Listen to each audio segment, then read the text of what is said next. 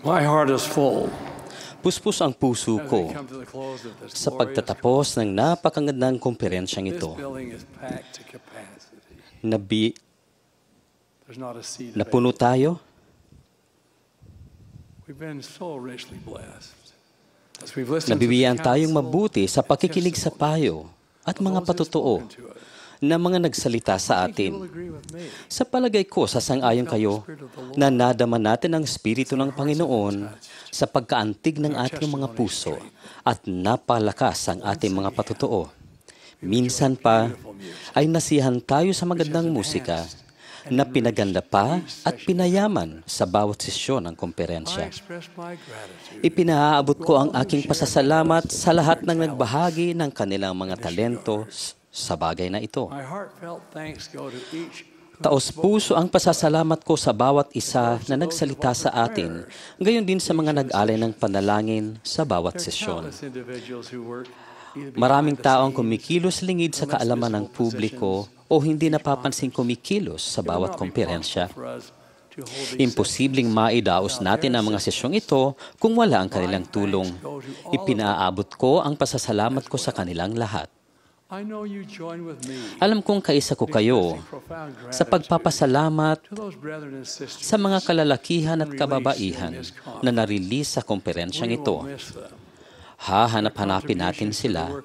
Ang kanilang kontribusyon sa gawain ng Panginoon ay napakalaki at madarama sa mga susunod pang We've henerasyon. also sustained through uplifted Sinang-ayunan din natin sa pagtaas ng mga kamay ang kalalakihan at kababaihan na tinawag sa mga bagong katungkulan sa komperensyang ito. I want them to know that we look forward to serving Binabati namin sila at gusto naming malaman nila na inaasahan naming makatuwang sila sa layunin ng Panginoon. Sila ay tinawag sa pamamagitan ng inspirasyon mula sa langit. unprecedented coverage of this conference. Mas malawak kaysa dati ang saklaw ng komperensya. Natatawid nito ang mga kontinente at mga karagatan tungo sa mga tao sa lahat ng dako.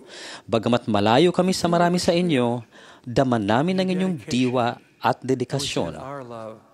At pinaabot ang aming pagmamahal at pasasalamat sa inyo saan man kayo naroon. We are Napakapalad natin mga the kapatid restored gospel. na ang ipinanumbalik na Ebanghelyo ni Hesukristo ay nasa ating buhay at ating mga It puso. provides answers to Nagbibigay life's ito ng greatest kasagutan sa malalaking tanong sa buhay. provides meaning Ito ay nagbibigay ng kahulugan at layunin at pag-asa sa ating We live in buhay. troubled times. Nabubuhay tayo sa I'm magulong sure you, our panahon. Heavenly Father, Tinitiyak ko sa inyo na alam ng ating Ama sa Langit ang mga hamong kinakaharap loves natin. each of us. Mahal niya ang bawat isa sa atin at nais na pagpalain at tulungan tayo. May we call upon Him in Naway manalangin tayo sa prayer, as He Kanya admonished when He said, gaya ng payo niya nang sabihin niyang manalangin tuwina at aking ibubuhas ang aking espiritu sa inyo at malaki ang inyong magiging pagpapala. Oo, maging masigit pa sa kung iyong matatamo ang mga kayamanan ng My mundo. dear brothers and sisters, Mga may kapatid, your homes nawa ang inyong mga tahanan ay mapuno ng pagmamahalan at paggalang at ng espiritu ng love your Panginoon. families. Mahalin ang inyong mga pamilya. Kung may mga hindi pagkakasundo o pagtatalo sa inyo, hinihimo ko kayong lutasin ang mga ito. Now, said the Ngayon, sabi ng Savior, tagapagligtas, there shall be no disputations of hindi dapat magkaroon ng mga pagtatalo-talo sa inyo sapagkat katotohanan sinasabi ko sa inyo, siya na may diwa ng pagtatalo ay hindi sa akin, kundi sa Diablo, na siyang ama ng pagtatalo, at kanyang inuudyukan ang mga puso ng tao na makipagtalo ng may galit sa isa't isa. But behold, Ngunit basdan, hindi ito ang aking doktrina, kundi ito ang aking doktrina na ang mga gayong bagay ay maiwaksi. as your humble servant, Bilang inyong abang lingkod, Benjamin, inuulit ko ang mga salita ni Haring Benjamin sa mensahe niya sa kanyang mga tao nang sabihin niya, hindi ko kayo inutusang isipin na ako sa aking sarili ay higit sa isang mortal na tao, kundi ako ay katulad din ng inyong sarili, saklaw ng lahat ng uri ng mga sakit sa katawan at isipan, gayon man ako ay pinili ng kamay ng Panginoon at inaruga at pinangalagaan ng kanyang walang kapantay na kapangyarihan upang paglingkuran kayo ng buo kong kapangyarihan, isipan at lakas na ipinagkaloob sa akin ng Panginoon.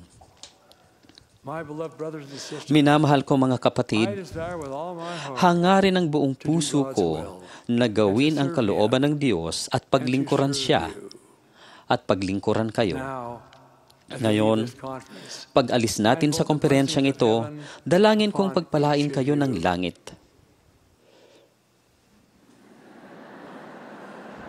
the building is full. May you Punong-puno who ang are away building. from your homes, Kayo na malayo sa inyong mga, uuwi kayo sa inyong mga pamamahay ng ligtas. Pag nilayan nawa ninyo ang mga katotohanan ng inyong narinig, better than you were. at nawa matulungan kayo ng mga ito na maging mas mabuti kaysa nang magsimula ang komperensya noong makalawa. In 6 months, Hanggang sa muli nating pagkikita 6 na buwan mula ngayon, hiling kong mapa sa inyo ang mga pagpapala ng Panginoon at maging sa ating lahat. I do so At ginagawa ko ito in His holy name. sa kanyang banal na pangalan, maging Christ, si Hesu our Kristo Lord, na ating Panginoon Savior. at tagapagligtas. Amen.